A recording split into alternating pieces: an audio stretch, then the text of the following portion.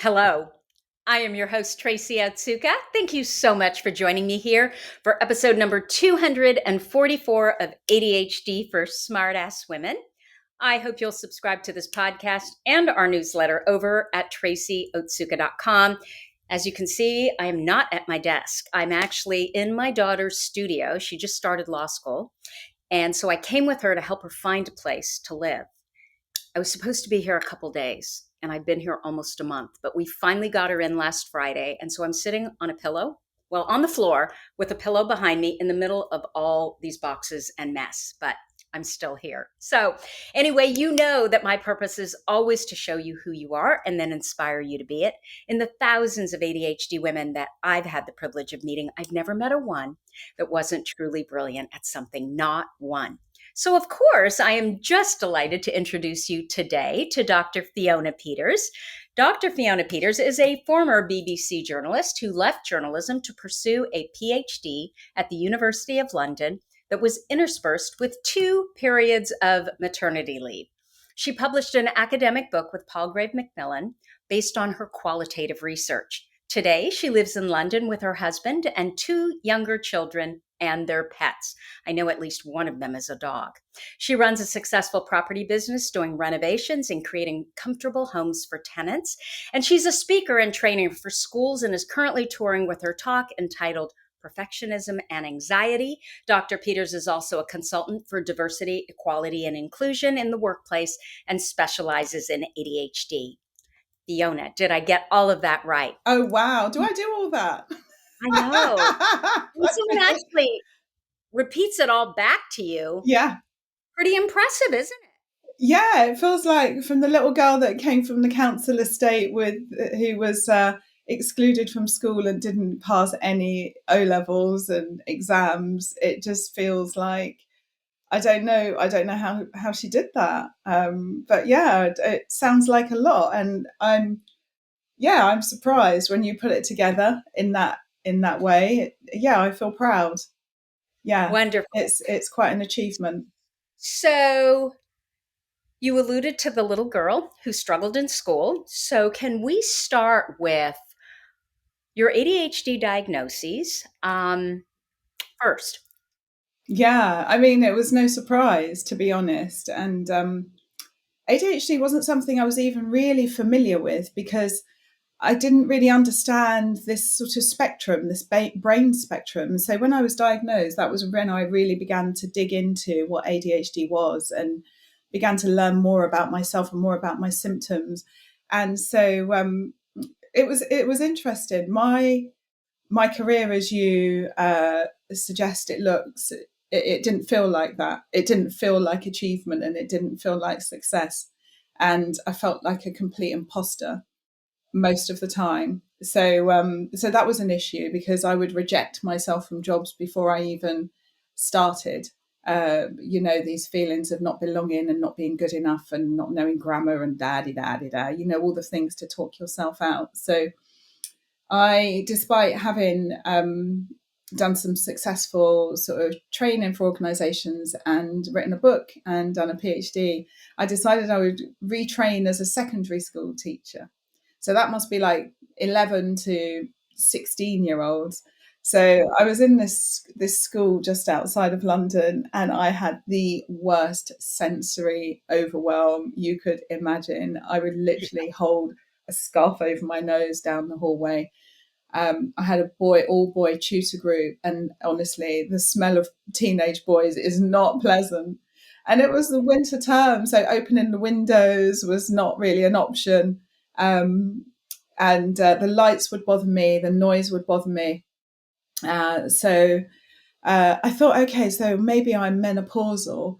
So I went off to the GP, and the GP said, "Oh yeah, I think you're in the menopause." And I was like, "Great, that explains it."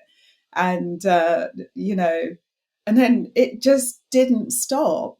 And the overwhelm became so bad that I took a couple of weeks off work that nobody realised I was off. I wasn't pretending to go to work, but I definitely wasn't going to work.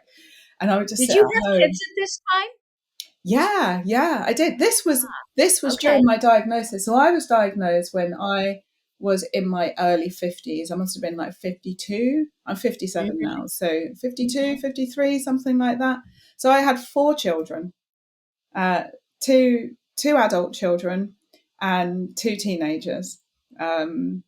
So yeah, I just and I So it knew that wasn't like it you were wasn't. in your 20s and you didn't realize that, oh, prepubescent and pubescent boys smell.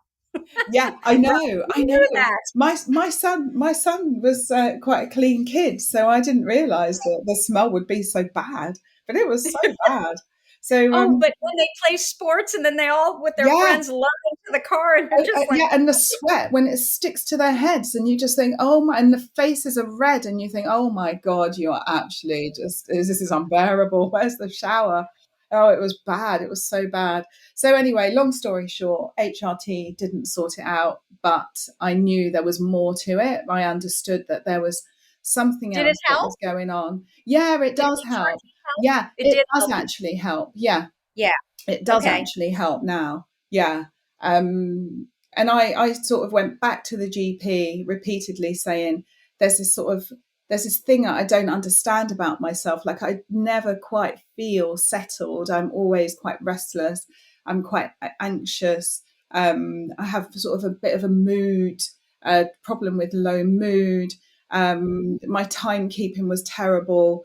I felt like an imposter. I just knew there was something not quite right. And then I sort of said to him, do you think it could be a neurodivergent condition? Do you think maybe I've got ADHD or something like that? And he said, oh, it's worth exploring. So So you actually had thought that it might be that in yeah, advance. I was, because I was doing a lot of stuff with looking at the menopause, and it Mhm. wasn't stacking up.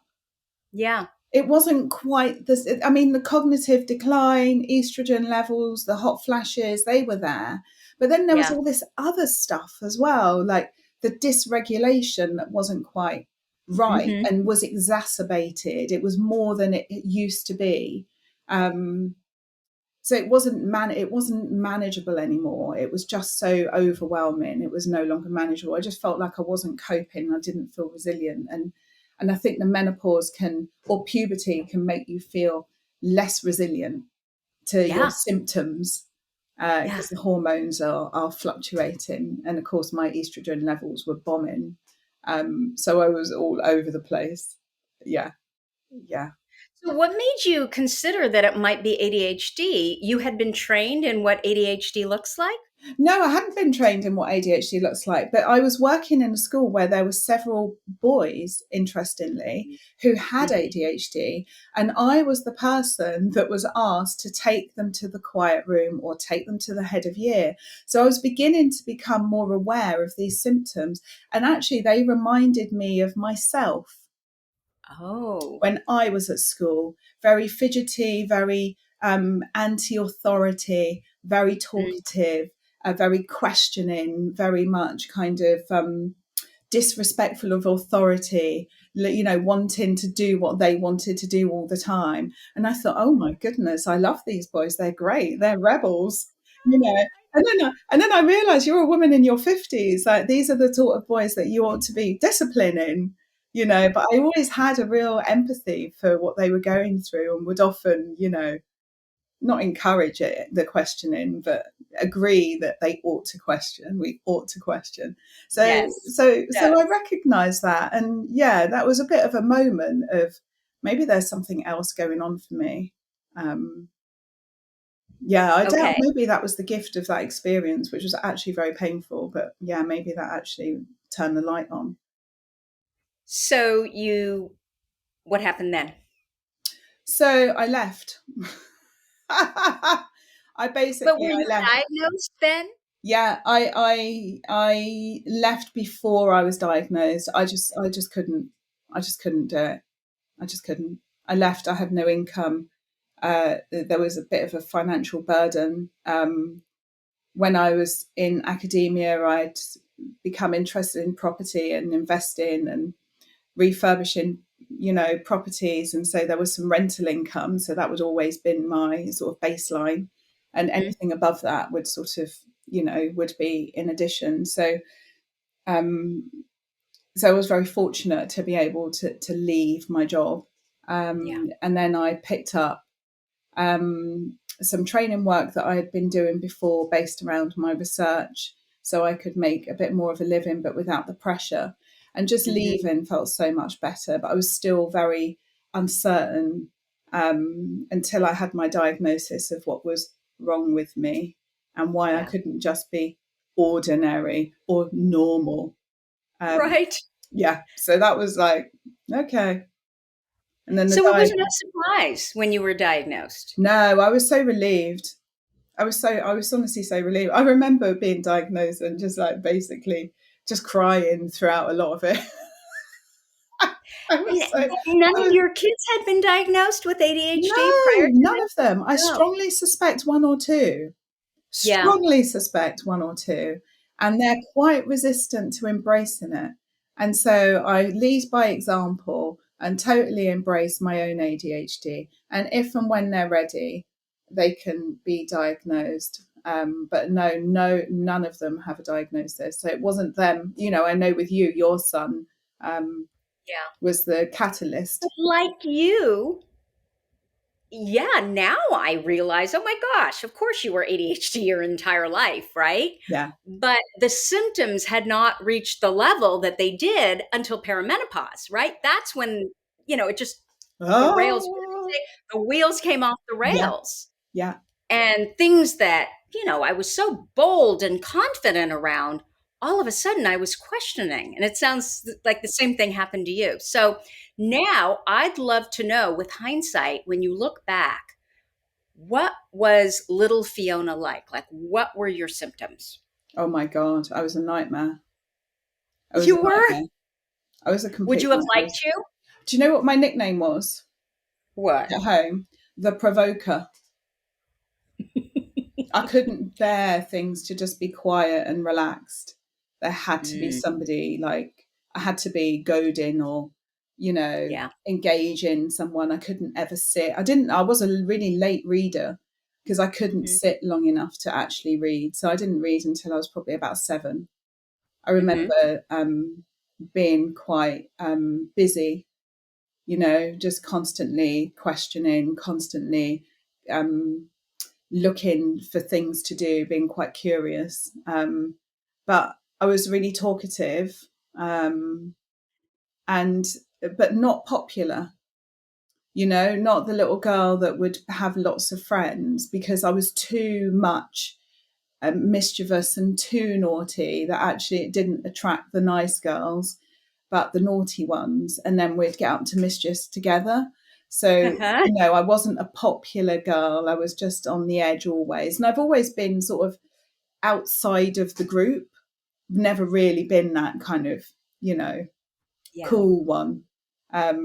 But that bothered me even back then that I wasn't included in things and I'd only have one or two friends. I wouldn't be part of a group because I was a show off, and people don't like show offs, do they? Don't like you boasting or being the centre. So Okay, so you were a show off, yeah, and other kids didn't really like you, probably because you were always provoking, right? You yeah, couldn't just take an answer. It was like, well, why? yeah, yeah. All of that. Yeah, all of that. Yeah, all of And that. so All of what that. happened? What happened when you went to did it get any better in high school, or were you still kind of the Well, difficult I kid? yeah, I went through a bereavement. I lost my mum when I was 12. She died, I felt, quite suddenly. And so I completely shut down, Ah, actually. I the completely shut opposite. down. Yeah, I became very, very, very quiet. Yeah. And I remember people used to speak to me and I couldn't get any words out because I was so grief stricken. And it was a really rough time. And then, because you can't express your grief, you start acting out. Well, that's what I did anyway, because you want somebody to say to you what's going on for you. But sadly, I wasn't at the best schools. I didn't have that kind of pastoral support that Mhm. you would hope that would be on offer at school. So I, yeah, so secondary school or high school was a very different experience. although I did meet someone that I knew probably about 5 years ago back then, and she told me a story of something that I'd done, and she said, "Fiona, you were so naughty. Like Oh, no. you were." Okay, what did you do? Are you willing to share what Well, you did? but we had a really strict PE teacher, and she wouldn't let anyone on the equipment. And she told us this every day that we were in the gym. And I just came in and I got straight on the trampoline and started bouncing and got a couple of girls to bounce with me. And then she came in and I was like, I don't care. I don't care what you say. I was quite, yeah, I was very naughty, but then very You were withdrawn, a very leader. quiet. But that's grief, isn't it? And that internalization of, um, Yeah, and not being able to manage those emotions, that's the dysregulation, isn't it? And yeah. you can't really verbalize Yeah, what you're and then feeling. trauma, I mean, that just it's the same symptoms, right? So you've got the ADHD on top of the trauma. And so what happened when you Yeah, went to college? yeah, that's Did anything interesting you change? say that, Tracy, about trauma, because I'd had that sort of childhood experience. I thought my ADHD was trauma. So I spent a Mhm. lot of years trying to fix that through therapies or through Yeah, yoga or through meditation. I really believed that I couldn't let go of the fact that my mum had died and that I'd had this disrupted childhood. And I thought I was so filled with trauma that I had all of these other symptoms and consequences. I couldn't let go of that idea. So I was constantly like, I'd have my tarot cards, I'd get a spiritual reading, I'd have Reiki, I'd do yoga, I'd do meditation. I was like the new age woo woo girl, you know, and I was like, I'm still traumatized. I still got trauma. Like, what is wrong with me? Like, most people are healed after 2 years, aren't they? I was there 30 years later. I'm still working it yeah, out. So, yeah. Always looking for more answers, right? yeah, yeah, that's true. Yeah, How we are.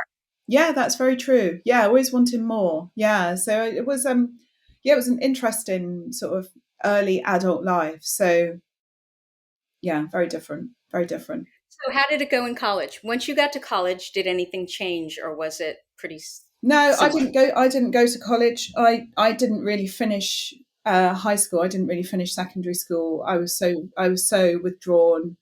I was truant. I wasn't at school. I began shoplifting. I began doing things with, you know, sort of. I mean, how I didn't get caught, I don't know, because, we were definitely living on the wrong side of the law.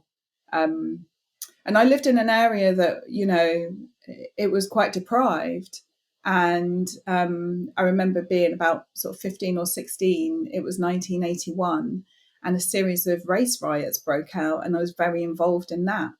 And so, I was politicized quite early on around sort of black culture and, equality and diversity and your rights. And that was my school, that was my learning. That's what I learned. I was, I got really into Very, music. very justice sensitive, right? Which is another ADHD trait. Yeah, totally. Yeah, I didn't realize that for a long, long time. Yeah, really kind of had a lot of empathy for what was going on with the young black men in my area. They were being picked up by the police and beaten up and taken to the police station, and just felt like that was all wrong. And we were a very deprived community. Um, so my behaviour was not unlike many others like me. And I didn't have a mum, so I wasn't watched. So I could do whatever I liked, and I did. So needless to say, I didn't get through any exams at school. I was always had potential, but I was a Mhm. complete failure at school. Did you know you were smart or did you think you weren't smart because of your experiences in school? Wow, it's an interesting dichotomy because my mum always said to me, "You're a genius." Always said that to me. You're a genius. And so I always believed I was really smart. And I believed that for years and years until I got into a very selective university. And even in that university, despite having almost, I probably only have 2 years of secondary school education before my life was completely turned upside down. And even in that very selective university, I was top of my cohort. I was in the top sort of 5-10% of my cohort. So always felt like I was very kind of capable and smart, and haven't been ashamed of that. Um, Started to tell us about how you got from not caring about school at all of a sudden being courted and being accepted by a really, what do you call it? A really prestigious university, a yeah, very, Russell yeah. Russell Group Uni. Yeah, it was a long journey. I didn't get to university until I was 30. Oh, okay. And by the time I got there, I had an 11-year-old and a 9-year-old. Mm. So What made yeah, you go 10, back? a 10-year-old and an 8-year-old. So I had a relationship for 10 years and produced these two beautiful daughters who I'm extremely close to and extremely proud of, who are the absolute light of my life, as are all my four children. And so going to university was driven by this idea that I was a genius, but also because I wanted to be a better role model for my children. Mm. I needed them to see that I was capable and that they could do whatever they wanted to. And coming from the background I came from, it was unusual. Let's just say that I was the first in my family to go to university. Yeah. Was it So hard? um, I know you were in the top 5 to 10%, but yeah, did you have to work really hard for those grades? I loved it. I Ah, loved it. Yeah, I loved working. I love working hard. I love work. Like I love it. There is no better feeling for me than like being creative, creating from scratch, thinking, theorizing, like finding out new things endlessly. I love work. can I That's why I ask do so you? many different things. Can I ask you, did you always love work? I noticed this in my son. He hates school. He just thinks it's useless, but he has always loved work and he's always been good at work. Yeah. Yeah. Same So thing. it's really, yeah, it's a real juxtaposition, isn't it? I love work when it's self directed, Mm, when I choose what I'm doing. But if yes. you give me something that I have to do, even if I own a project and somebody comes in to support me with the project and they start giving me deadlines, I Hmm. start not liking work. I don't need that. I'm so well motivated and Mm. I get things done. I'm a finisher. So I don't need that. I finish in my time now. I don't finish in anyone else's Yeah. time. Yeah. So once you were diagnosed at, I think you said 52, 53, Yeah, old what lady. changed? What changed? Once I had a diagnosis, Hmm. everything, literally everything. My marriage changed. My marriage was like, it was suffering because of my ADHD, undiagnosed. I was so frustrated, so dysregulated, so moody, really difficult to live with, really dissatisfied, and had no reason to be. I've got the most amazing husband. Literally, I couldn't ask for more. Well, I could, but I won't. But We can he, always ask for more. yeah, exactly. Yeah, I'll reserve that option for a bit. So I had no reason to be this kind of bitch from hell, but I completely was. But he is the most kind and patient man. So I feel very So what blessed. was different though? Was it medication or I tried, was it? yeah.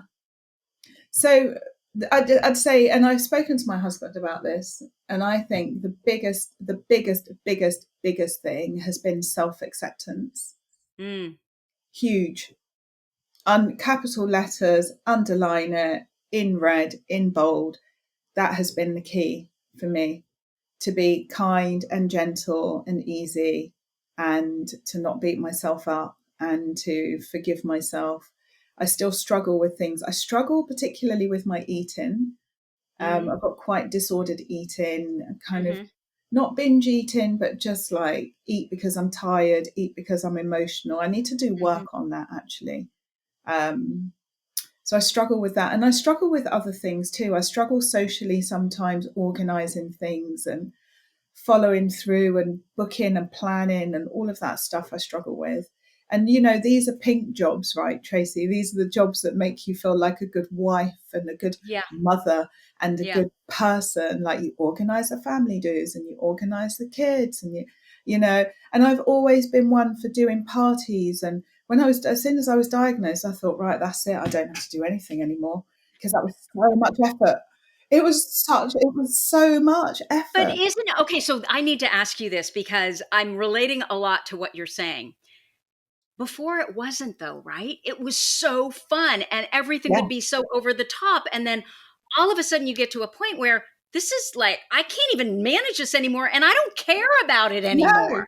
Yeah, key. You don't care. I don't care about it anymore. I'll see you out for a But you walk. have the reputation because you've done Yeah, it for so long that everybody expects, oh, yeah, she's going to be the one to do it. yeah, Right? precisely. Especially in my family, I was the one I'd Mm. host the dinners for 12. Yes. I always host the dinners for 12. Holidays. Yeah. And then when I stopped doing it, I felt so much better. Ah, I felt okay. So so it much sounds better. like what you just said to me was what changed was you became kinder to yourself. And in Mm. being kinder to yourself, you were kinder to everybody else, like the important people in your life, right? Yeah, yeah. I had more energy for myself.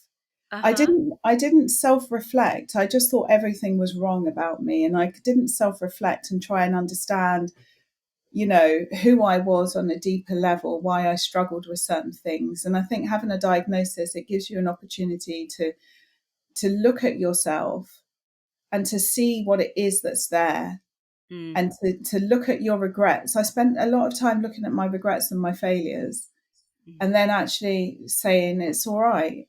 It took you to the point you're at now.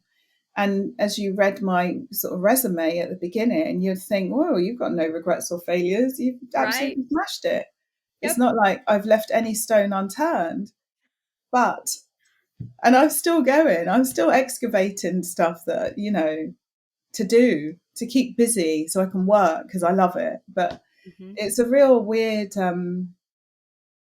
I hadn't given myself the space to be reflective because I wanted to be so much needed by others, so much that I wasn't the popular kid, right? But I wanted to be popular. I wanted to be liked. And so I did lots of things in order to have that. And then it didn't fill the gap. Yeah. It was never going to be, that was never going to be the answer. So when I stopped, the mask fell off. And I just thought, Mm-hmm. oh, I like my home peaceful and quiet and calm. I don't like have to run around cleaning up, like a fiend and shopping and cooking and Mm-hmm. clearing again. And in the hope that I'm appreciated, like I have my own inner value. And that's not something that I'm choosing to do at this stage in my life. So And this is the it's, perfect. yeah, yeah, This is the perfect segue. You're an expert on perfectionism and anxiety. yeah, How does that interface with ADHD in women? I think a lot of it is what you're talking about right here. yeah. Well, stick ADHD at the apex of that triangle. And then you've got a perfect cocktail, especially for women, to feel dissatisfied and depressed and alone and isolated. And I think that when you're pre-diagnosis, during diagnosis, post-diagnosis, those things are still there. I'm still a perfectionist. I didn't even know I had anxiety until I heard some teenagers talking about it. And I was like, I've got that. What's it called? Like, what is that thing? I drove from North London to South London. There was petrol leaking from my tank, and I was too scared to pull over. So I just let it leak all the way. Oh, Just so anxious. I just couldn't get out of the car because it was an emergency and I couldn't deal with it. I just didn't want to acknowledge. So, and mm. I didn't realize that. Oh, you call that anxiety? That's what that is. I Oh, used to say, I don't have anxiety, I cause anxiety.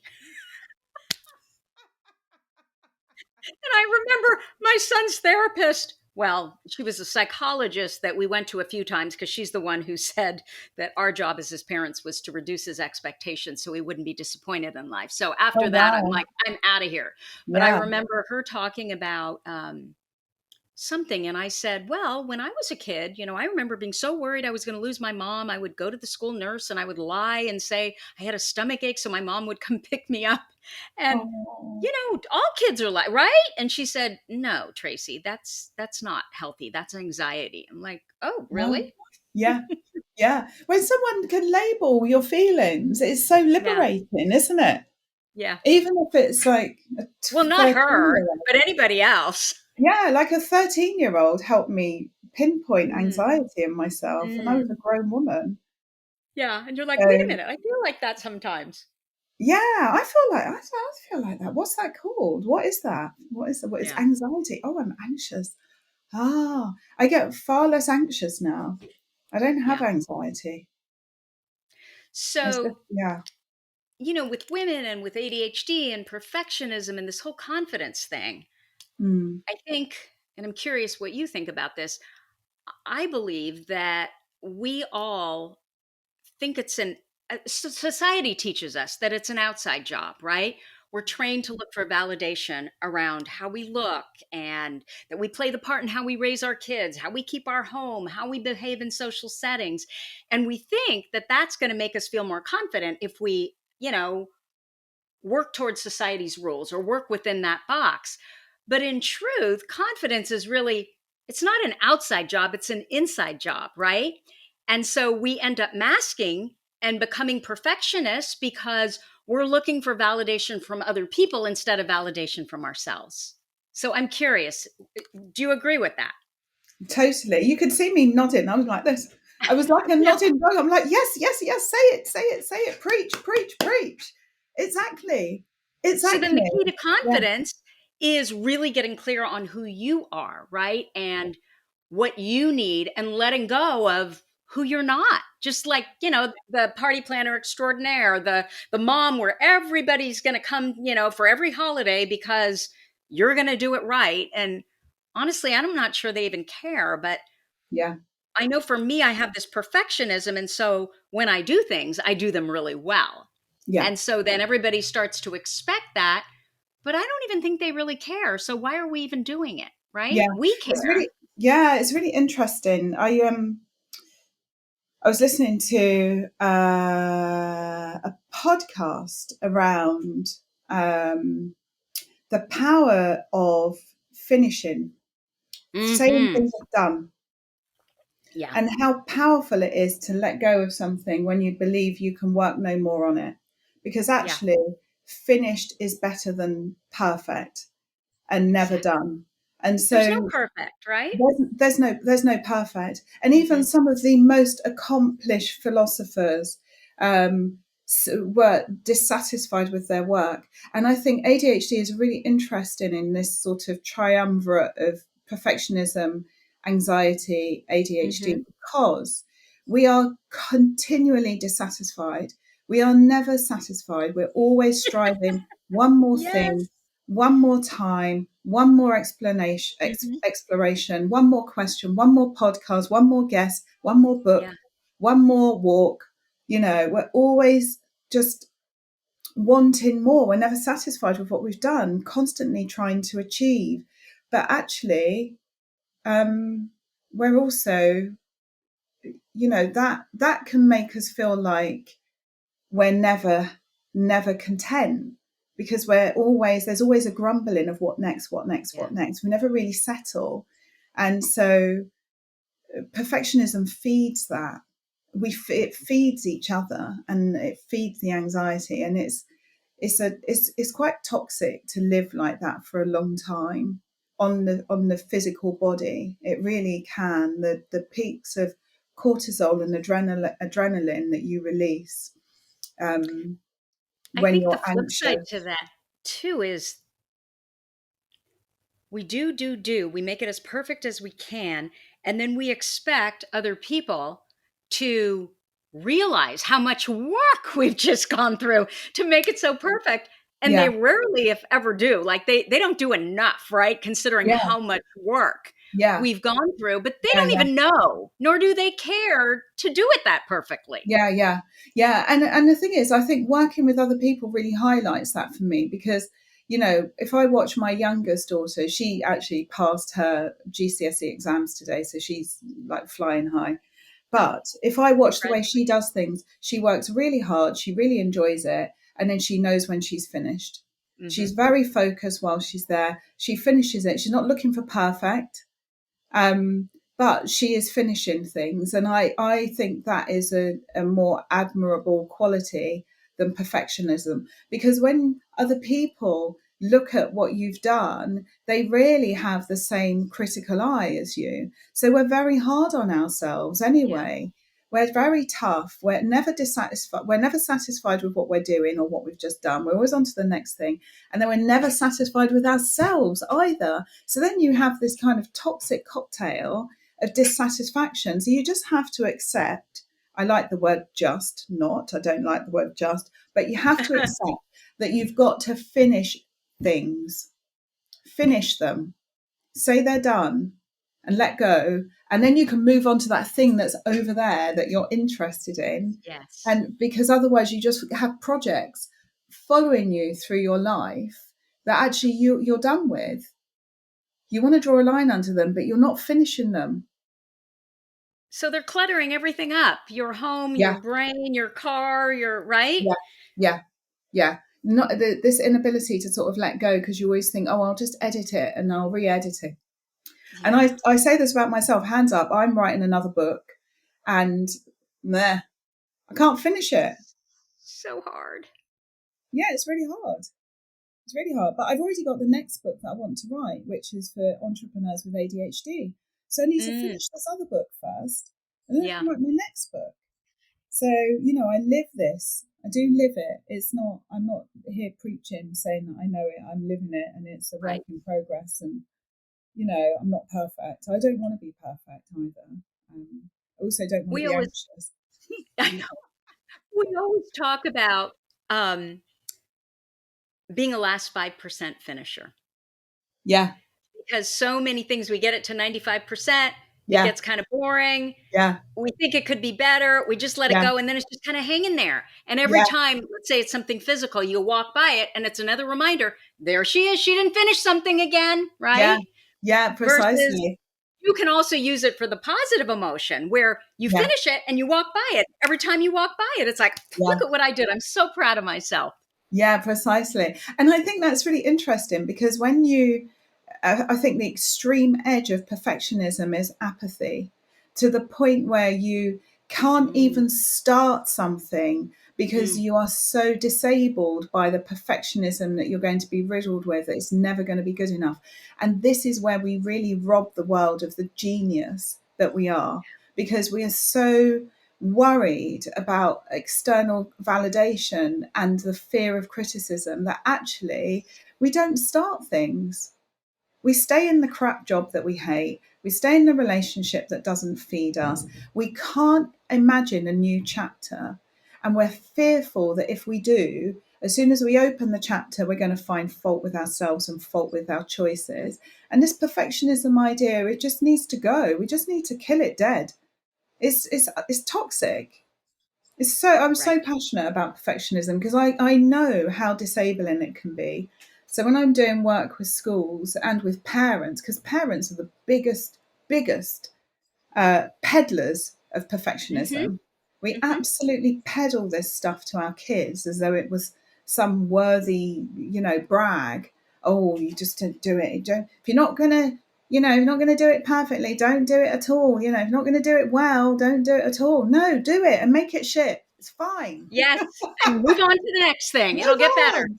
Make Yeah. progress. Yeah, make progress. And do you know what? In terms of creativity, there was some research done with people who make pots, vases, right? So potters. And they Ah, said to two groups, they said to one group, you have to make as many pots as you can within a ah. certain time frame.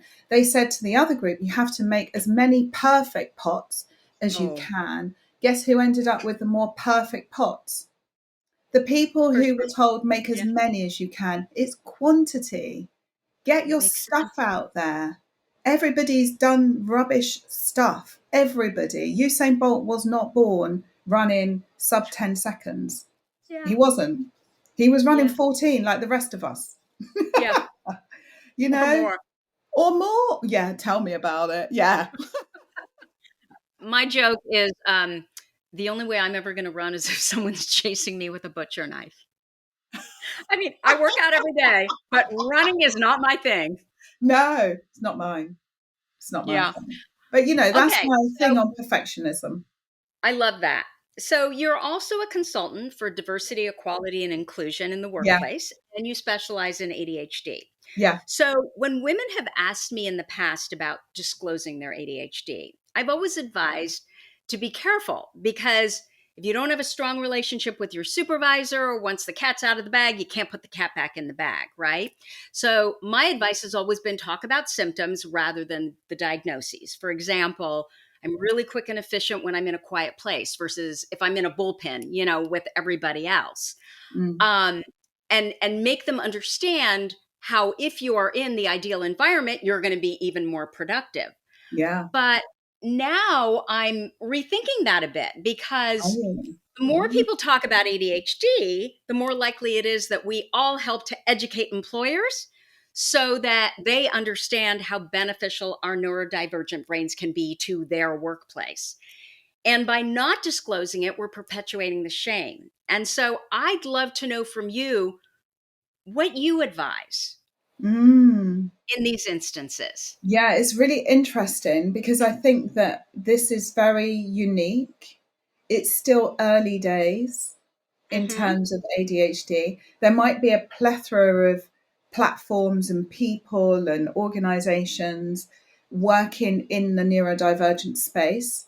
ADHD in women is very under researched. Mm-hmm. There's a lot of sexism still in the workplace. Yeah. For ADHD women who are emotionally dysregulated, who often have imposter syndrome, who often Mm-hmm. overwork, who have anxiety, who are perfectionists, I feel like disclosure to somebody that they're not 120% certain that they can trust can be a mistake. Mm-hmm. They Mm-hmm. that can be a regret. I've been in a meeting before where a colleague disclosed ADHD in an informal way to me and other colleagues, and it fell on silence. It was the Wow. most awkward moment for everybody. Nobody knows what to say. But this is the impulsivity of ADHD. You just blurt Mm-hmm. out your diagnosis, right? Yeah. Yeah. So what I think is a way of doing things is to create a little manual of yourself. So for Mm. example, you're working with a new manager. The manager says to you, oh, should we have our first meeting? And you say, yeah, that would be great. I can't wait to inform you about the best ways that we can work together because this is how I work. Mm. I don't need constant chasing. If you've got a deadline, it needs to be quick. You need to proofread my work because I've got mild dyslexia.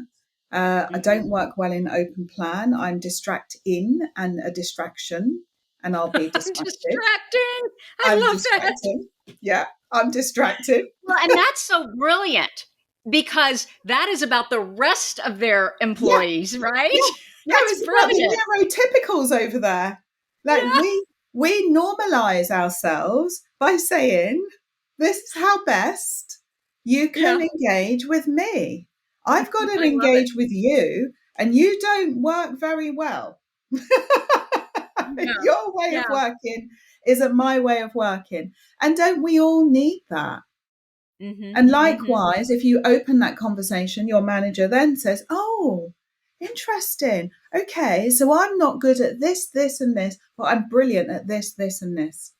Mm-hmm. And all of a Mm-hmm. sudden, then you've got a meeting of values and you can agree a way forward. I think if you're disclosing, you can't just blurt out, I've got ADHD. Yeah.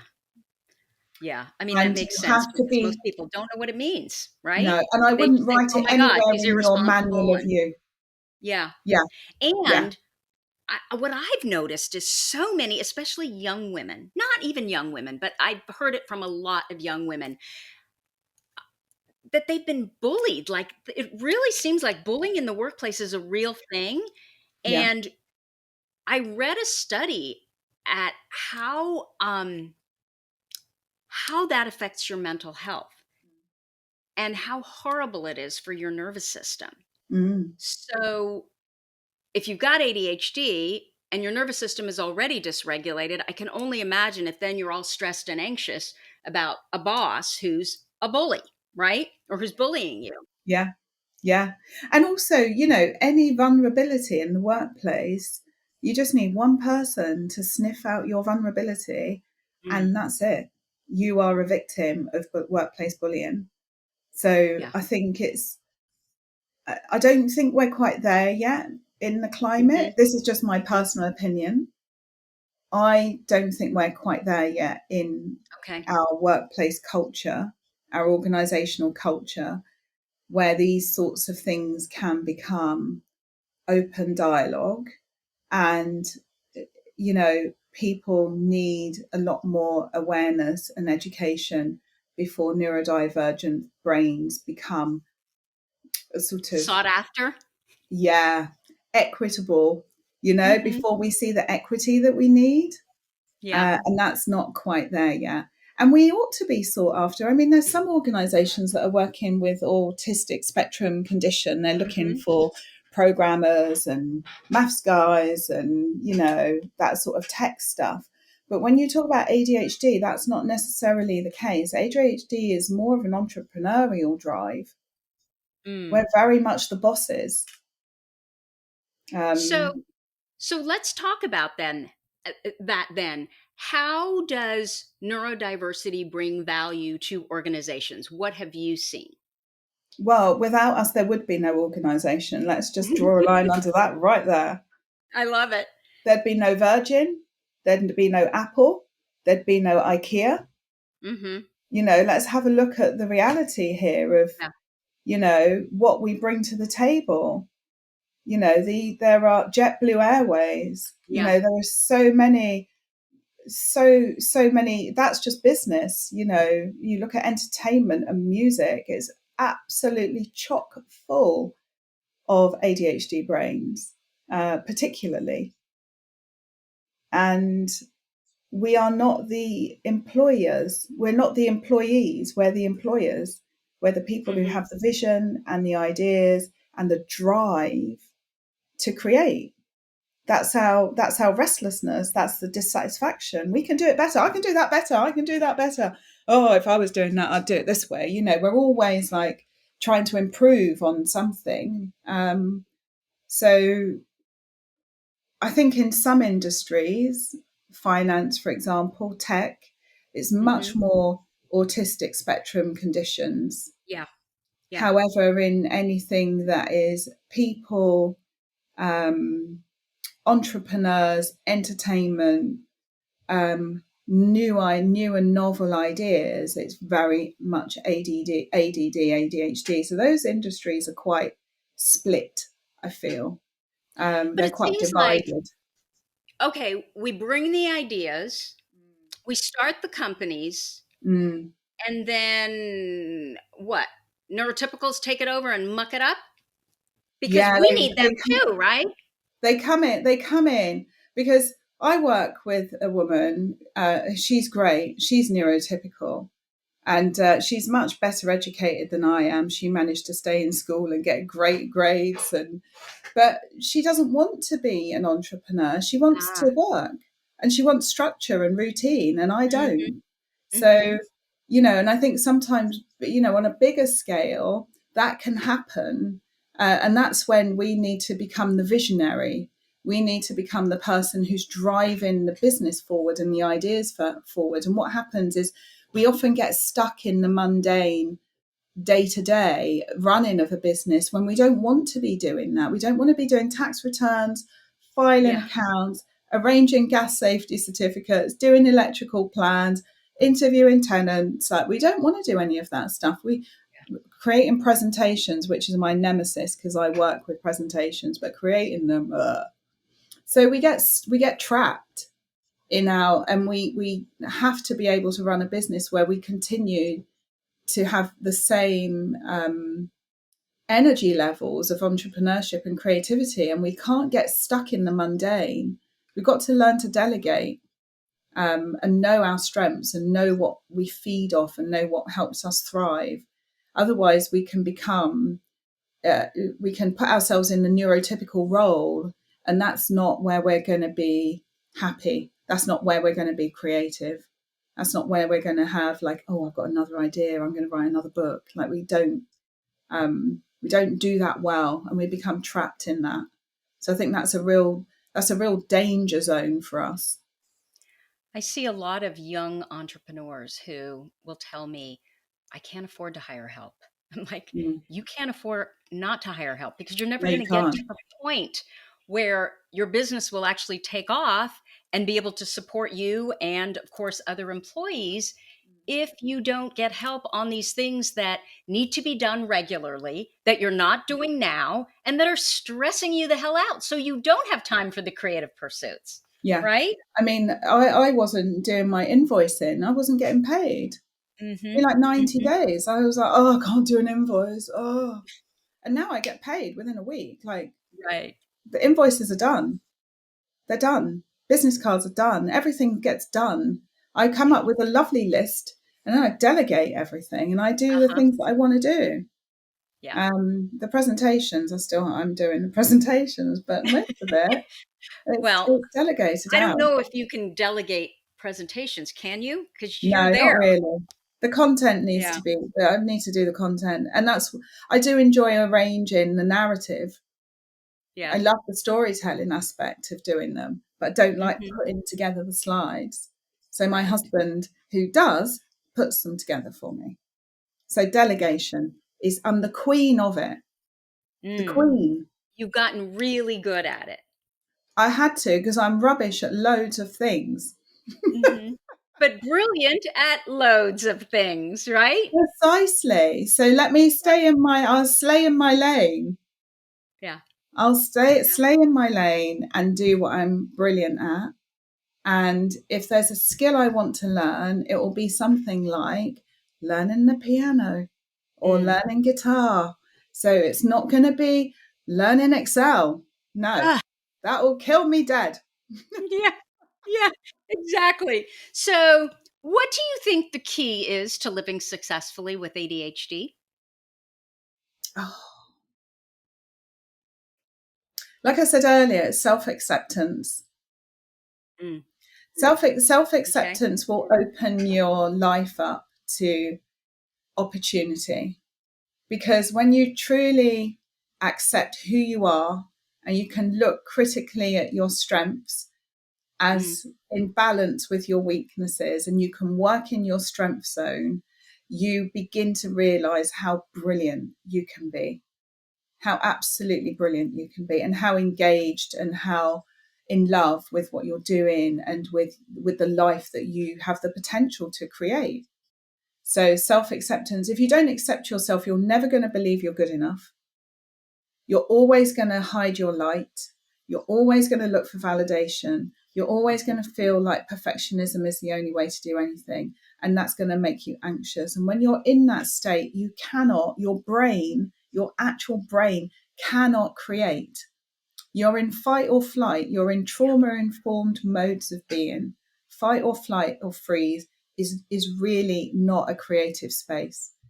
So if you're in that, bringing yourself into calm, peace, experiencing boredom, and being okay being bored. Some days I'm bored and I'm okay. I'm like, oh, I'm bored. That's nice. It's empty. Lovely.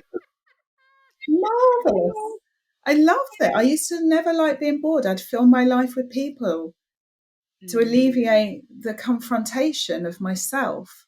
And I Yeah. think self-acceptance is about self-confrontation and saying, yeah, you've done some crap things and you've done some things that are wrong morally and not to be proud of, but actually look at the other things that you've done and accept that That's you. You're a human being. So self-acceptance is the key for me.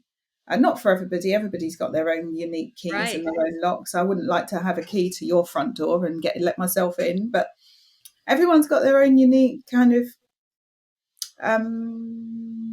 ways of living successfully. It's different Right. for everyone. But for me, Absolutely. it's self-acceptance been a game changer. Do you have a number one ADHD workaround? Delegation. Oh, yeah. Oh, yeah. Absolutely. That's a Delegation. great one. Yeah, delegate everything. Delegate your, if you can afford, if you, even if you can't afford to, prioritize things that take things out of your zone of responsibility. Right. So if, for example, you're running your business and you know that, say, for example, for me, I need to search through properties, right? And look on Rightmove and find out what's for sale and put it in a spreadsheet and work and do the numbers and work out the profits and work out the costs. I don't do that.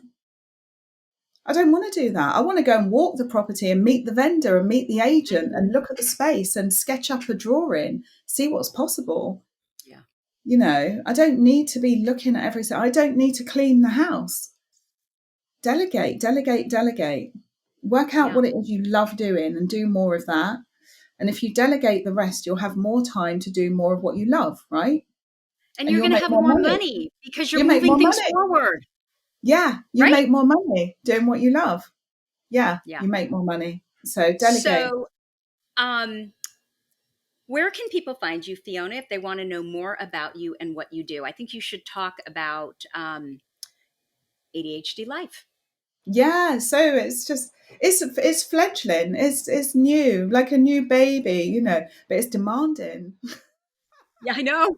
They are. New babies are demanding. New babies are demanding. I'd forgotten why I hadn't had a baby in 16 years. I've forgotten what it's like to have a baby. But it's my new baby and it's for entrepreneurs. It's ADHD Entrepreneurs Life. And in between ADHD Life, there's the entrepreneur uh, label, which lets people know exactly who it's for. I think I love the ADHD brain. It's so creative and driven and motivated, but it's also quite scattered and disorganized and needs help to structure and plan and create so you get your best work. So really, and my focus is two pronged. So I focus on energy. How do you maximize it? So it's very much about you need your best energy for your best work. When are you most alive? What brings you alive? What makes you feel great? What do you eat that makes you feel great? Where do you go? Who makes you feel great? So knowing yourself on a deep level and exposing yourself to all the good stuff. Forget about the bad stuff. Try and crowd out the bad stuff, like the energy drainers. Replace them with people that feed you and that inspire you.